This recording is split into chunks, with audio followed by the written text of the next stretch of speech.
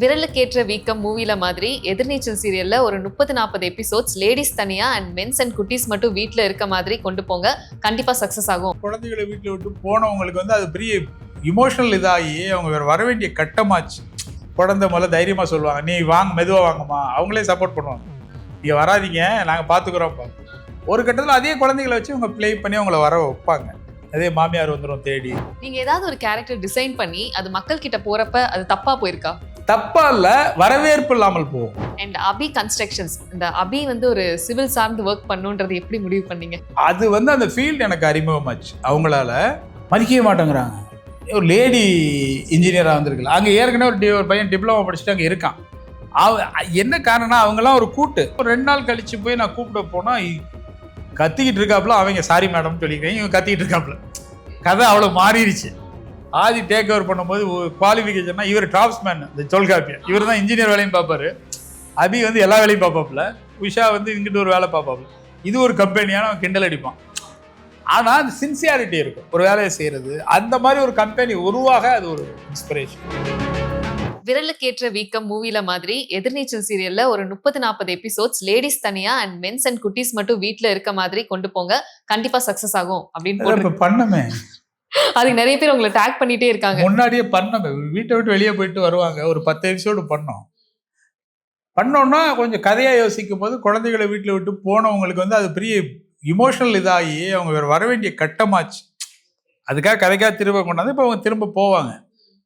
ஆனால் இங்கே உள்ள மனிதர்களை பற்றி எனக்கு கவலை இல்லை. என் குழந்தைய பற்றி கவலைன்னா ஒரு பொண்ணு போயிட முடியாதுல்ல. அதாவது குழந்தைகள் இருக்காங்க, ஒன்றும் அவங்கள கூப்பிட்டு போயிடணும், இல்லைன்னா அவங்கள இது பண்ணிட்டு வீட்டில் விட்டு போக முடியாது. அதுக்காக சில சிக்கல் இருக்குன்னு அதை காமிச்சோம். அதான் இந்த லாட்ஜில் போய் ரூம் எடுத்து தங்குவாங்க, ஒரே வித்தியாசமாக பார்ப்பானுங்க. அதுக்கப்புறம் அங்கேருந்து போய் ஒரு இடத்துல தங்குவாங்க.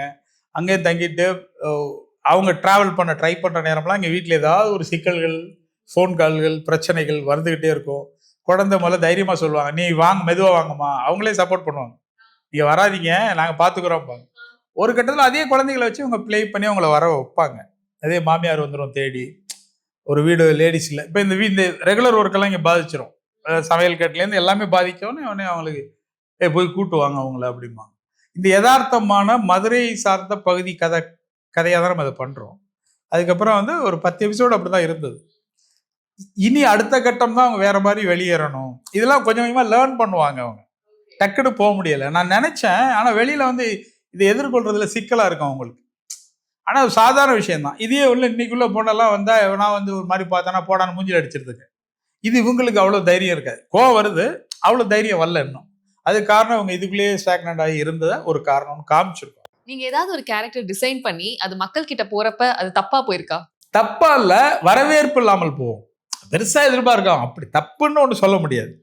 இப்போ நம்ம எல்லா கேரக்டர்ஸும் பண்ணும்போது ஒரு ஆர்டிஸ்டை தேர்ந்தெடுப்போம். நான் ரிசம்லன்ஸ் ஊரில் யாராவது ஒருத்தரை பார்த்தா அந்த ரிசம்லன்ஸ் ஒருத்தர் வந்து காமிக்கிறோம்.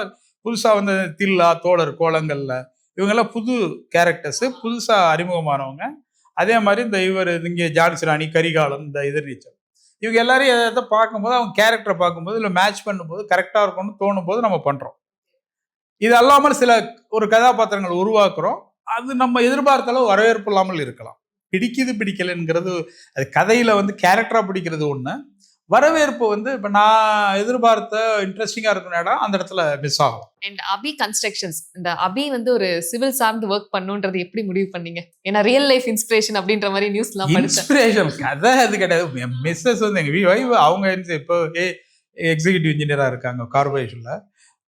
அது வந்து அந்த ஃபீல்டு எனக்கு அறிமுகமாச்சு. அவங்களால இங்கே கல்யாணம் ஆகி எனக்கு ரொம்ப ஏர்லி மேரேஜ், 20 இயர்ஸில் மேரேஜ் ஆகிடுச்சு. ஆமாம், படிக்கும்போதே ஆகிடுச்சு. அவங்க 2nd இயர், நான் ஃபைனல் இயர் காலேஜ். ரொம்ப ஏர்லி மேரேஜாக இருக்கே சார். ஆமாம், அது லவ் மேரேஜ் இல்லை, அரேஞ்சு மேரேஜ் தான் காமெடி. ஊருக்கு போகிறப்ப எங்கள் அப்பாவுக்கு பொழுது போகாமல் அவர் இந்த விஷயத்த பண்ணார். நானும் வந்து பெருசாக எனக்கு தெரியல. கல்யாணம் பண்ணிக்கிறியான்னு கேட்டாங்க. சரி சும்மா தானே இருக்கோம், அதனுடைய இது தெரியல எனக்கு, காரணம் பெருசா இல்லை. ஆமாம், என் டாக்டரே பார்த்தா எனக்கு 23 வயசுல என் டாக்டர் என் கையில் இருக்கா. 24 வயசுல நான் அவளை இது கூப்பிட்டு போகிறேன் ஸ்கூலுக்கு. நம்ப மாட்டேங்கிறாங்க ஸ்கூலில், இங்கே ஒரு கேகே நகரில். ஏன்னா பக்கத்தில் ஒருத்தர் அதே குழந்தைய 42 வயசுல கூப்பிட்டு வர்றாரு.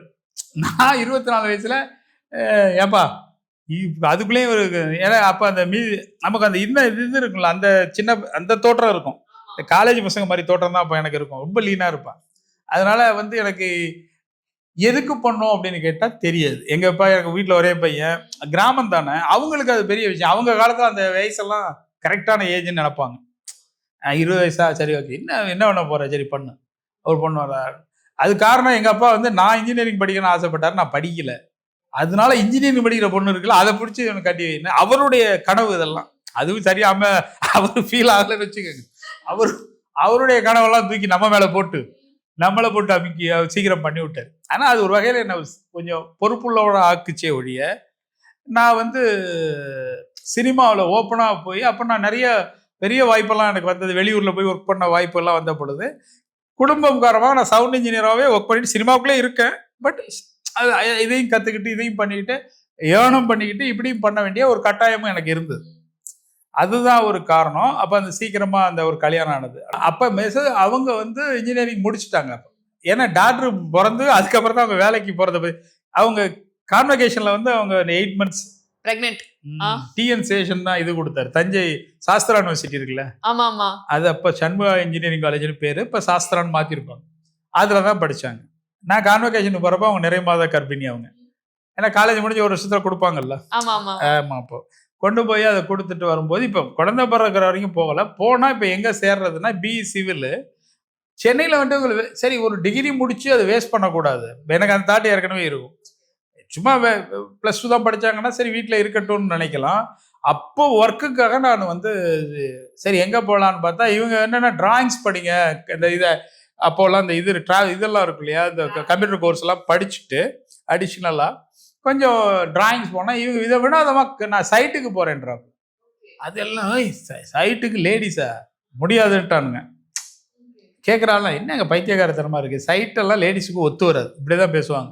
அவங்க இந்த இதெல்லாம் டிராயிங் சிவில் டிராயிங்ஸ் பண்ணலாம், ஆஃபீஸ்க்குள்ளே நிறைய விஷயம் பண்ணலாமே அப்படின்ட்டாங்க. இவங்களுக்கு அதில் இன்ட்ரெஸ்ட் இல்லை, சைட்டுக்கு போகிறேங்கிறாப்புல. சரின்னு சொல்லிட்டு பார்த்தா எங்களுக்கு தேர்ந்த உறவினர் ஒருத்தர் இங்கே ஒரு கன்ஸ்ட்ரக்ஷன் கம்பெனி இது பண்ணிட்டு இருந்தாங்க. சரி அங்கே நீங்கள் ஃபஸ்ட்டு போய் பார்க்கலாம், ஏன்னா அவர் உறவினரும் கூட, அவங்களுக்கு கொஞ்சம் சொல்லுவாங்க. நானே அவரே சின்ன சின்னதாக கட்டிகிட்டு இருக்காரு, இது ஹவுசஸ் இண்டிவிஜுவலாக கொஞ்சம் ஒரு 4 ஃப்ளாட்ஸும் கட்டுறாரு. அப்போ போரூரில் சக்தி நகர்ன்னு இருக்கும், இப்போ இவ்வளோ பரபரப்பாக இருக்குல்ல, காடு அப்போ தான் எல்லாம் டெவலப் ஆகுதுல்ல, அங்கங்கே காடு காடாக இருக்கும், ஒரு ரோட்ஸும் ப்ராப்பராக இருக்காது. இப்போ நான் பைக்கில் கொண்டு போய் அங்கே அவங்கள இறக்கி விட ஜாயின் பண்ணியாச்சு. ஏன்னா ஆஃபீஸ் வரைக்கும் நல்லா இருக்கு, பக்காவாக இருக்கு. இப்போ சைட் ஒர்க் இல்லை, அங்கே போய் கொண்டு இறக்கி விட போனேன். போய் இறங்குனா பார்த்தா ஒரு கொத்தனார் 4 பேர் சித்தாள், இந்த மாதிரி ஒரு சின்ன டீம் வேலை பார்த்துக்கிட்டு இருக்கு. அவங்க என்ன எனக்கே இன்னும் இது மாதிரியா இருக்கு, சரி வா போகலாம், வேண்டாம் அப்படின்னு. இல்லை நான் இருக்கேன். அவனே இவங்க தான் புது இன்ஜினியரு அப்படின்னு சொல்லி அங்கே இன்ட்ரடியூஸ் பண்ணி அவர் ஃபோன் பண்ணி மதிக்கவே மாட்டேங்கிறாங்க. ஒரு லேடி இன்ஜினியராக வந்திருக்குல்ல, அங்கே ஏற்கனவே ஒரு பையன் டிப்ளமோ படிச்சுட்டு அங்கே இருக்கான். என்ன காரணம்னா அவங்கெல்லாம் ஒரு கூட்டு, ஆல்ரெடி ஒரு கூட்டுன்னா பல கையில் கூட்டவங்க, அந்த ஒரு சின்ன கமிஷன்ல விஷயம்லாம் கூட்டு போல இருக்கு. இப்போ புதுசாக வந்தா நம்மளை இயங்க விட மாட்டாங்கல்ல, அது லேடிஸ்கிட்ட இந்த தொந்தரவு இருக்குன்னு ஒரு நம்பிக்கை அவங்களுக்கு. தேவையில்லாமல் சின்சியராக வேலை செய்வாங்க, இது என்னத்துக்கு வேலை அப்படின்னு நினச்சிட்டாங்களே இருந்தது. நான் விட்டுட்டு ஈவினிங் கூப்பிட போகிற வரைக்கும் எனக்கு டவுட்டாக இருந்துச்சு, என்ன இங்கே பேசவே மாட்டேங்கிறாங்க, அப்படிங்கிறாங்க.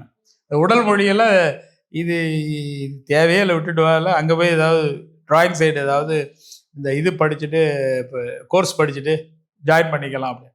இல்லை இருக்கேன்னா ஒரு அடுத்த நாள் கூப்பிட்டு வந்தேன். அப்புறம் 2 நாள் போச்சு. ஒரு 2 நாள் கழிச்சு போய் நான் கூப்பிட போனால் கத்திக்கிட்டு இருக்காப்புல, அவங்க சாரி மேடம் சொல்லிக்கிறேன், இவங்க கத்திக்கிட்டு இருக்காப்புல. கதை அவ்வளோ மாறிடுச்சு. ஏன்னா ஸ்ட்ராங்காக இது பண்ணி அதை ஹோல்டு பண்ணி அதுக்கப்புறம் தான் அவங்க பயங்கரமாக இவங்களுக்கு ஃப்ரெண்ட்ஸ் ஆகிட்டாங்க. இல்லை என்ன காரணம்னா அங்கே போய் சில இதை கரெக்ட் பண்ணுறது, சிமெண்ட் பேக் எல்லாம் கவுண்ட் பண்ணுறதுன்னு சொல்லி எல்லாமே ஓனருக்கு இது கொடுத்துட்டாங்க. அப்புறம் வந்து இவங்க நல்ல ஆளாக இருக்காங்க, ஒர்க் பண்ணுறாங்கன்னே அவங்க செட் ஆகி வந்துட்டாங்க, வேறு வழி இல்லை.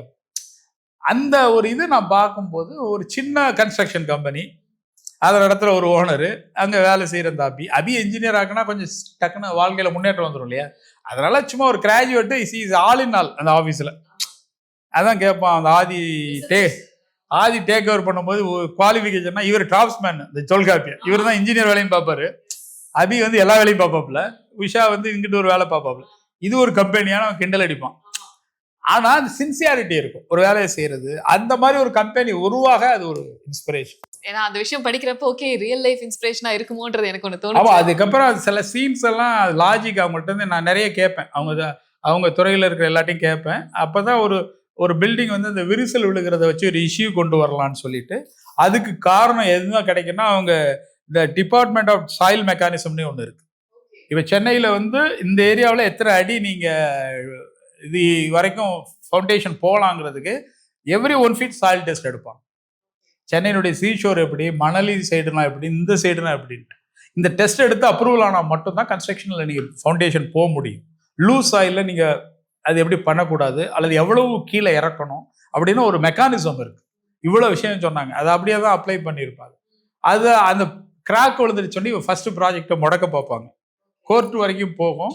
அந்த இன்ஜினியரும் தப்பான ஒரு சர்டிஃபிகேட் பண்ணி இவங்களை பிளாக் பண்ணி அந்த ஒரு பையர்ஸை திசை திருப்பி விட்டு இந்த ஆதி எல்லா வேலையும் பண்ணி ஃபர்ஸ்ட் ப்ராஜெக்ட் வந்து முடக்கப்படுறத வந்து சக்ஸஸ் பண்ணுறது எப்படி அப்படிங்கிற ஒரு விஷயத்துக்கு எனக்கு அது எல்லாம் பார்த்த இன்ஜினியர்ஸ் எல்லாம் ஃபோன் பண்ணி எப்படி கரெக்டாக பண்ணீங்க, எப்படி அந்த லாஜிக் எல்லாம் பிடிச்சிங்க, டிபார்ட்மெண்ட் ஆஃப் சாயில் மெக்கானிசத்துடைய டோட்டல் இதுவும் அதில் இருந்துச்சு அப்படின்னப்போ அதெல்லாம் இந்த மாதிரி விஷயங்கள்லேருந்து நான் டீட்டெயிலிங்க்கு அது சப்போர்ட்டாக இருக்கும். உங்க ஏஜ் என்ன? எதுக்கு ஏஜ் கேட்டீங்க? நான் கேட்கல சார், ஒருத்தர் கேட்டிருக்காங்க இந்த மாதிரி. என்னுடைய வயது ஒரு வாழ்க்கைக்கு எந்த வகையிலும் உதவாது. அதனால நான் சார் எனக்கு நிறைய பேர்ட்ட இந்த ஒரு பதில் தெரிஞ்சுக்கணும்னு இருக்கும். அதாவது நமக்கு ஒரு வயது வச்சிருப்போம் இல்லையா, மென்டலி உங்களுடைய ஏஜ் என்ன? இன்னும் மென்டலியா உடனே 18 அந்த வயசெல்லாம் இல்லை எனக்கு.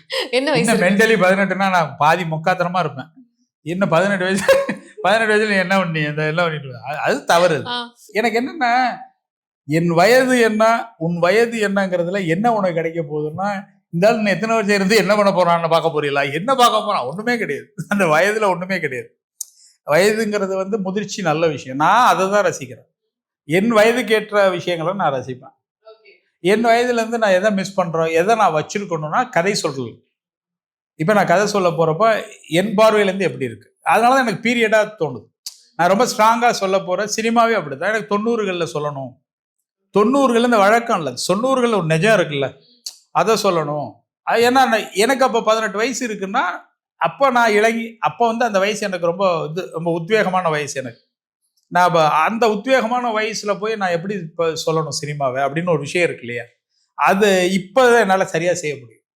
இவங்க என்ன பண்றாங்கன்னா இப்போ உள்ள ட்ரெண்ட் பண்றேன்னு சில சீனியர் டைரக்டர் தப்பு பண்றாங்க. அதுல தான் அவங்க படங்கள் மாட்டிக்குது. இவங்க ஏன் தேவையில்லாத விஷயம்லாம் பண்றாங்க அப்படின்ட்டு. அதனாலதான் வயது சொல்லுதல் சொல்லக்கூடாது அப்படிங்கிறதுலாம் ஒரு விஷயமே கிடையாது. அது உண்மையிலேயே தேவையும் அற்றது. சார் அப்படியே இருக்கீங்கம்பாங்க. அப்படியே இருந்தால் அது அபத்தம். அப்படி இருக்கக்கூடாது. இந்த காலையில் வந்து நண்பர் கூட அப்போ பார்த்த மாதிரியே இருக்கீங்க, அப்படி இருக்காதீங்க. நமக்கு லைஃப் பிரச்சனை அது. ஏன்னா எப்படி அப்படியே இருக்க முடியும்? ஒவ்வொரு நாளும் உங்கள் தோற்றம் மாறிக்கிட்டே இருக்கு. என்னன்னா கொஞ்சம் இளமை தோற்றத்தை அதிகம் வச்சிருக்காங்கன்னு சொல்றதுக்காக என்ன சொல்லிடுவாங்கன்னா அப்படியே இருக்காரு அவரு, அப்படியெல்லாம் இருக்க முடியாது, இருக்கவும் கூடாது. பட் ஃபிட்னஸ் இருக்கா அதை பார்க்கணும். ஏன்னா ஒரு படம் பண்ணணும், மலையில் ஏறணும், இறங்கணும். இப்போ போய் கொடைக்கானல் எடுத்தோம், நான் ஏறி இறங்கி நான் போனால் தானே அப்புறம் யூனிட் வரும். நம்மளை டோலியில் வச்சு தூக்கிக்கிட்டு யூனிட் போனால் நல்லாவா இருக்கும்? அதான் ஃபிட்னஸ், அதான் மனுஷனுக்கு தேவை. அதான் நான் நினைக்கிறேன். சில நடிகர்களை பார்த்தீங்களா அப்படியே இருப்பாங்க. ரஜினி எப்படி இருந்தார்? நீங்கள் ரஜினியை நீங்கள் இதில் பாருங்க, அவ்வளோ தொடைகளில் பாருங்க, அப்படியே வாங்க. அந்த ஏரநெத்தி ஆகும். மனிதனில் பாருங்க, அப்படியே பார்த்து தலையில் முடி விழும், அப்படியே தாடி வரும், வெள்ளத்தாடி வரும். அவர் மாதிரி டிரான்ஸ்ஃபர்மேஷன் அதிகமான ஆளை பார்க்கவே முடியாது. ஆனால் என்னவா இருக்காரு இப்போ? அந்த மாற்றம் தானே ஒரு மனுஷனை என்னுடைய வயதும் என்னுடைய இதுவும் ஒன்றது என்னை பிரிக்கவே முடியாதுன்ற மாதிரி நிற்கிறார் இல்லையா? இது எத்தனை நடிகருக்கு இருந்துச்சு? நிறைய பேர் அப்படியே இருக்காங்கன்னு சொல்லுவாங்க. இந்த நிறைய நடிகர்களுக்கு உங்களுக்கு முடி அப்படியே இருக்கு அப்படின்னு. கரெக்டு. பட் அது இல்லை என் வாழ்க்கை. நான் என்ன செய்யறேங்கிறது தான் என் வாழ்க்கை. ரஜினி அப்படியே இருந்திருந்தா ரஜினியை ரசிச்சிருக்கவே மாட்டேன். ஏங்க அவருக்குள்ள அபார துணிச்சல், நான் தான் சொல்லுவேன். எல்லாரும் விக்கி அலைகிற காலத்தில் அவர் தலையில் முடியலன்னா அப்படியே இருந்தார். எப்படி அவர் ஏற்றுக்கிட்டாங்க?